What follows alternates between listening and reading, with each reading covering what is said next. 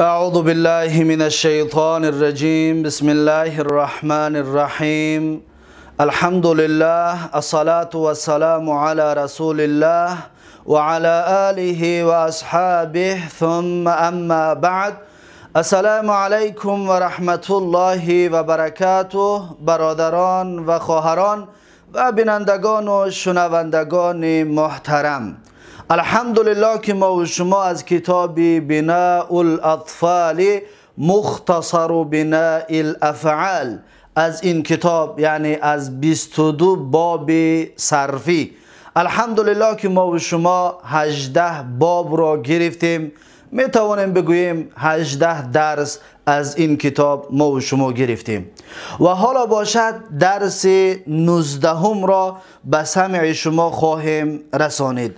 هر کسی که این کتاب را دارد پس می تواند صحیفه 14 را بکشاید که در صحیفه 14 چنین می گوید، چنین عنوان گذاری شده است که الباب التاسع عشر، یعنی باب 19 از 22 باب صرفی. و چطوری که شما در اینجا میبینید بنده نوشته کردم که الباب التاسع عشر، یعنی باب 19 از 22 باب های صرفی. باب 19 ما و شما یادتان باشد بنده اینجا نوشته کردم به خاطر وقت را نگرفتن زودتر در ذهنتون بیاید که 22 باب صرفی تقسیم می شود به 4 قسم. 6 باب اول را ثلاثی مجرد می گویند. 6 باب اول نامش ثلاثی مجرد است. با فضل و بزرگی الهی ما و شما این 6 باب را گرفتیم که اونها باب یکم باب نصر ینصرو بود، دویم باب ضرب یضرب بود، سوم باب فتح یفتح، چهارم باب علم یعلم و پنجم باب حسن یحسن، ششم باب حسب یحسب. این 6 باب را با فضل و بزرگی الهی ما و شما خلاص کردیم. بعد از این شروع کردیم 12 باب بعدینه را، 12 باب یعنی قسم دویمی از 22 باب را که آنها ثلاثی مزید بودند، نامش ثلاثی مزید. و 12 باب ثلاثی مزید به 3 قسم تقسیم می شد.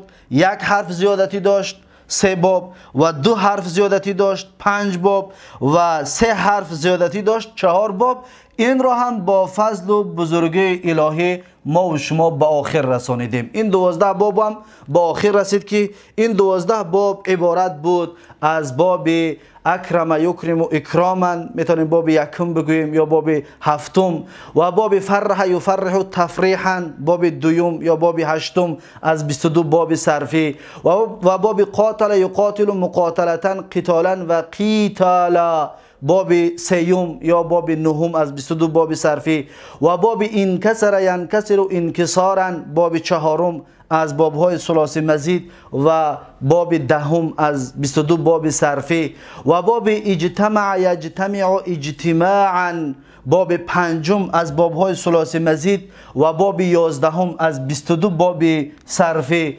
و بعد از این احمر یحمر احمرارا باب ششم از 12 باب صرفی، و باب 12 از 22 باب صرفی، و باب تکلم یتکلم تکلما باب هفتم از 12 باب ثلاثی مزید، و باب 13 از 22 باب صرفی، و باب تباعد یتباعد تباعدا باب هشتم از 12 باب ثلاثی مزید، و باب 14 از 22 باب صرفی، و باب استخرج یستخرج استخراجا باب 9 از 12 باب ثلاثی مزید، و باب 15 از 22 باب صرفی، و باب اعشوشب یعشوشب اعشیشابا باب 10 از 12 باب ثلاثی مزید، و باب 16 از 22 باب صرفی، و اجلوذ یجلوذ اجلوذا و این هست باب 17 از 22 باب صرفی، و باب 11 از باب ثلاثی مزید، و آخرین باب ثلاثی مزید 12 باب ثلاثی مزید این باب احمار یحمار احمیرارن بود که این 12 باب ثلاثی مزید و 18 باب از 12 از 22 باب صرفی بود. با این ما و شما این تا اینجا خلاص کردیم.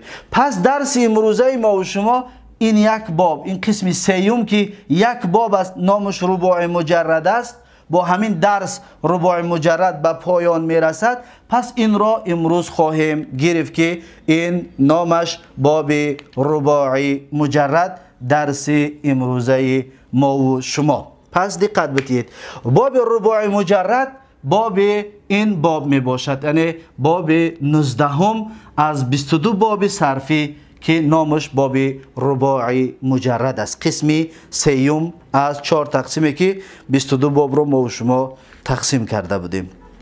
خب میگذاریم و کتاب، صاحب کتاب در صفحه 14 میگوید که الباب التاسع عشر، یعنی باب 19 از 22 باب صرفی.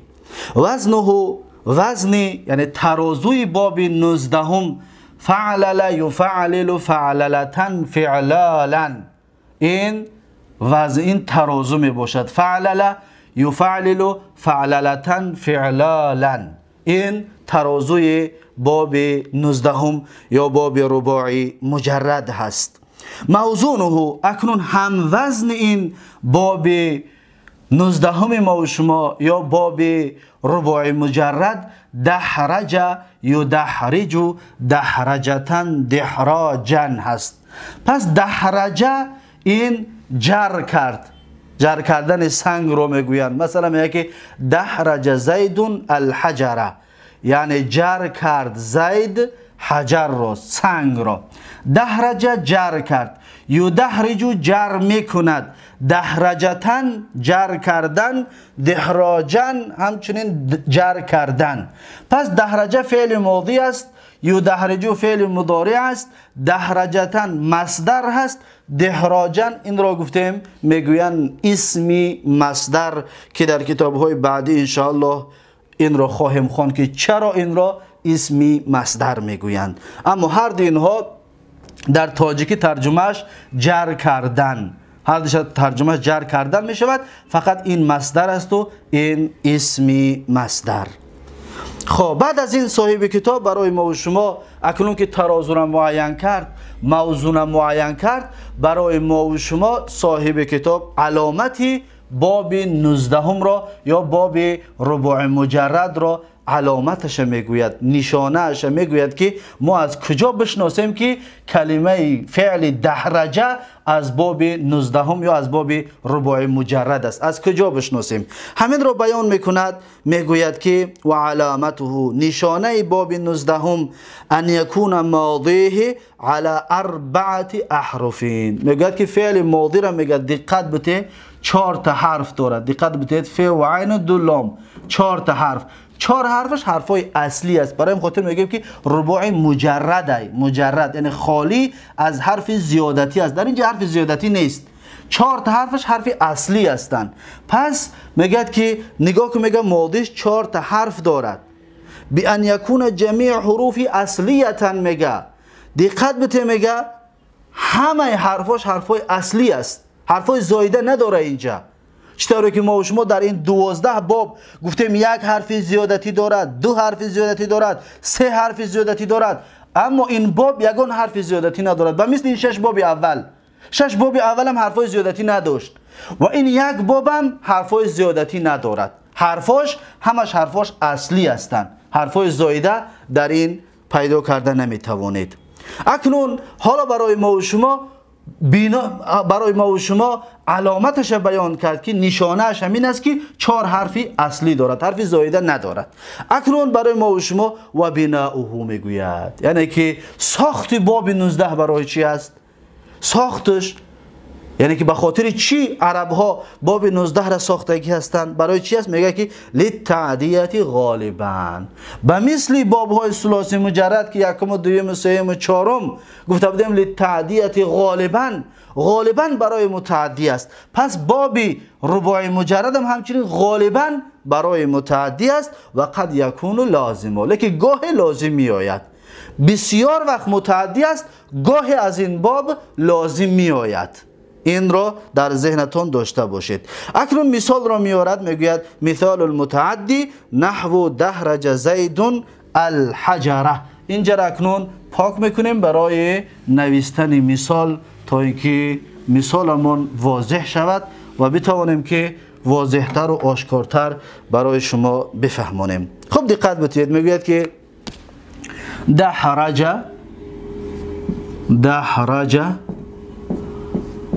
زیدون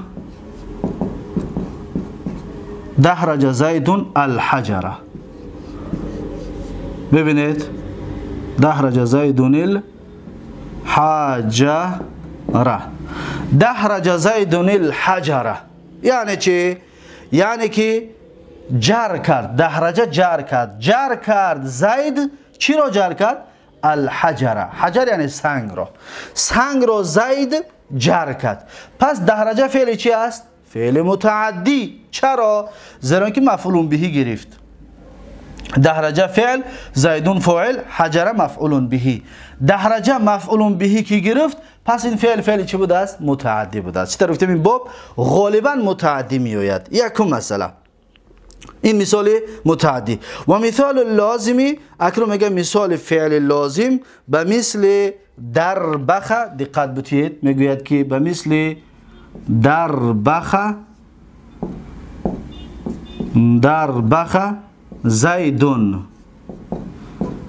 دربخه زیدون این فعل لازم است. دربخه زیدون این فعل لازم است. دربخه ما و شما به تاجیکی میگیم کوزه پشت. بعضی انسان ها هست که پشتشان میبراید و سراشان پایان میشود، پشتشان میبراید، کوزه پشت. همین را عربا میگن دربخه. دربخه زیدون یعنی که زید کوزه پشت است یا کوزه پشت شد. زید کوزه پشت شد. اکنون دقت بتید، دحرج زیدون الحجره مفعول به دارد، برای این خاطر گفتیم فعل متعدی. اما دربخ زیدون مفعول به ندارد. پس این فعل چی است؟ فعل لازم است. فعل لازم است که این مفعول به ندارد. پس دربخ فعل لازم. خب این بود مثال برای متعدی و برای لازم. برای این باب 19 ما و شما چندین کلمه ها میتونیم برای این بیاریم. مثلا در سوره قل اعوذ برب الناس میگیم که الذی یوسوسو. ببینید یوسوسو، دقت بتید کلمه یوسوسو را. الذی یوسوسو،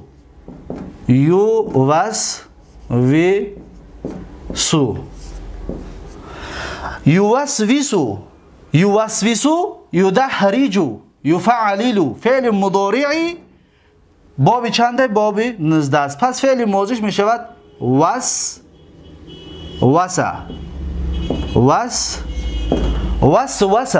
وسوسه یعنی وسوسه کردن. شیطان که در انسان وسوسه میکند به معصیت و گناه، همون وسوسه کردن. ببینید یوسوسو فعل مضارعی همین باب چی است؟ باب 19 ما و شما. یا ما و شما در سوره اذا زلزلت میخونیم اذا زلزلت الارض زلزالها. اذا زلزلت، ببینید اذا زلزلت به این طریق است. زلزلت یعنی جنبانده شد. زلزلت جنبانده شد. زلزلت مجهول فعل ماضی است. اگر که ما فعل ماضی را بخوایم مجهول کنیم میگیم دال را دمه میکنیم ری را کسره میشه دحریجه. زلزله، دقت بتید، زلزله فعل ماضی معلومش چی بوده است؟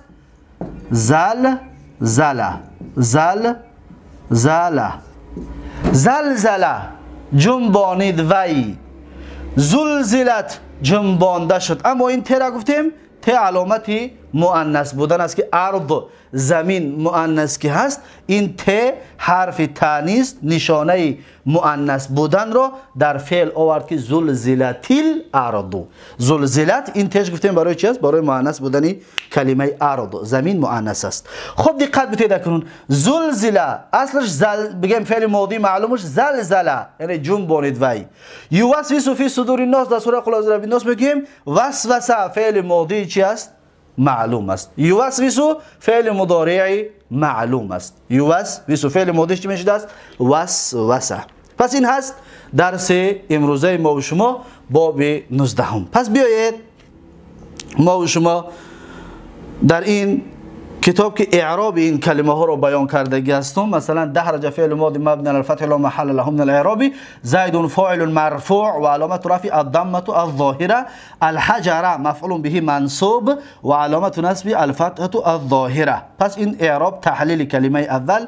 کلمه دربخ زیدون همین است که دربخ فعل ماضی مبنی علی الفتح لا محل له من الاعراب، زیدون فاعل مرفوع علامت رفع الضمه الظاهره که این فعل لازم که است مفعول به ندارد. پس این هست اعراب و تحلیل این دو جمله که در این باب 19 هم جاش کردیم. اکنون با همین باب 19 به پایان رسید. باب 19 بود شد. پس بیایید یک جا از باب 19 هم چی طور اشتقاق های 12 گانه را میگیرند، این را بیا یک جا میگیریم، میبینیم که اشتقاق های 12 گانه چطور گرفته میشه. و دقت بتید فعل ماضی باب 19 هم باب ثلاثی مجرد رباعی مجرد چی است؟ دحرج. پس می نویسیم دحرج. دحرج. پس دحرج 14 صیغه معلوم دارد. دحرج دحرج دحرج دحرج دحرج دحرجنا دحرج دحرجتم دحرجتم دحرج دحرجتم دحرجتم دحرج دحرجنا 14 صیغه با مجهولش کنید. دحرج رنگ گفتیم زلزله. زلزله مجهول است، زلزله معلوم، زلزله مجهول. پس دحرجه را مجهول که میشه و دحرجه. دحرجه دحرجه دحرجه تا آخر 14 صیغه شما خودتون بگویید و نوشته کنید.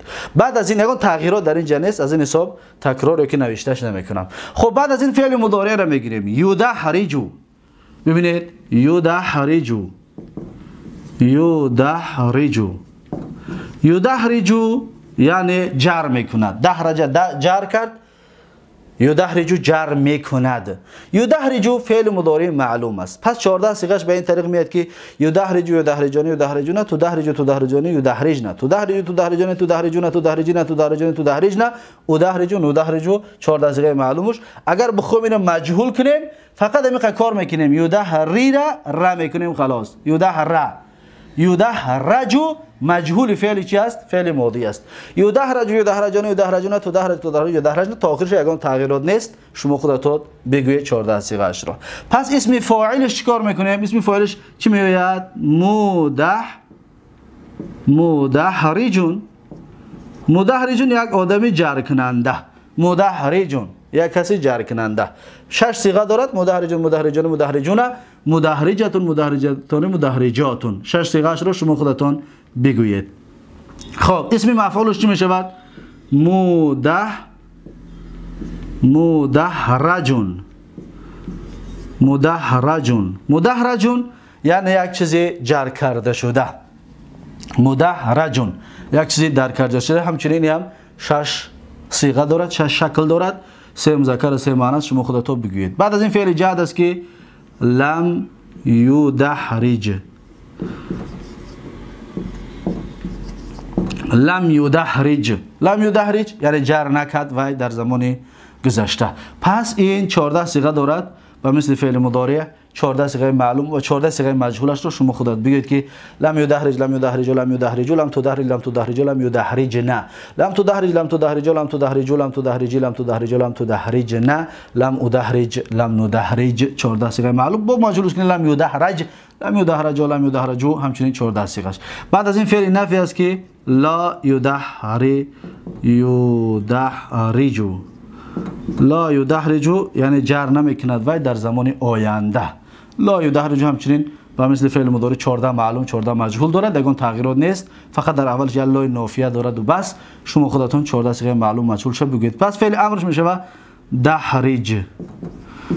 دحرج یعنی جر کن تو. دحرج. دحرج معناش چیه؟ جر کن تو. فعل امر هست. پس این 6 صیغه دارد. دحرج، دحرجو، دحرجو، دحرجی، دحرجا، دحرج نه. 6 صیغه این. و فعل نفی لا تدحرج. لا تدحرج. لا تدحرج معناش جر نکن تو. لا تدحرج جر نکن تو. 8 صیغه معلوم دارد. لا تدحرج، لا تدحرجا، لا تدحرجو، لا تدحرجی، لا تدحرجا، لا تدحرجنا، لا ادحرج، لا ندحرج. 6 صیغه معلوم. 14 صیغه مجهول دارد. شما خودتان بگید به مثل فعل مضارع مجزوم میاد که آخرش ساکن دارد. پس اسم زمان و مکانش به مثل چی است؟ به مثل اسم مفعول هست. اسم مشترک که گفتیم 4 چیز رو در بر میگیرد. اسم مفعول مدحرجون، اسم زمان مدحرجون، اسم مکان همچنین مدحرجون، مصدر میمی همچنین میشه مدحرجون. 4 چیز به یه وزن میاد. فقط از جمله از کلمه میفهمیم که کدام یکی از این 4 هست. خب اسم آلت از باب 19 یا از باب رباعی مجرد نمی آید و اسم تفضیل همچنین نمی آید. اسم آلت و اسم تفضیل گفتیم خاصی 6 باب اول ثلاثی مجرد است و بس. پس این هست درس امروزه ما و شما. با همین یک باب رباعی مجرد با آخر رسید. درس آینده انشاءالله ما و شما بابهای رباعی مزید که 3 باب است 3 درس دیگر میکنیم. با همین این کتاب به پایان میرسد و ما و شما هر کسی که حفظ کرده ایستاده باشد تا به امروز 3 درس دیگر قطعی 22 باب صرفی را از خود میکند با تمام اشتقاقهایش که این بسیار مهم و بسیار لازم و ضرور هست. بارک الله فیکم و جزاکم الله خیرا. امیدوار هستم که از این درس ها فایده به دست آورده باشید و تا درس آینده یکایک شما رو به الله تبارک و تعالی میسپارم. هر کجایی که باشید سلامت و موفق و سربلند باشید. بارک الله فیکم و جزاکم الله خیرا و السلام علیکم و رحمت الله و برکاته.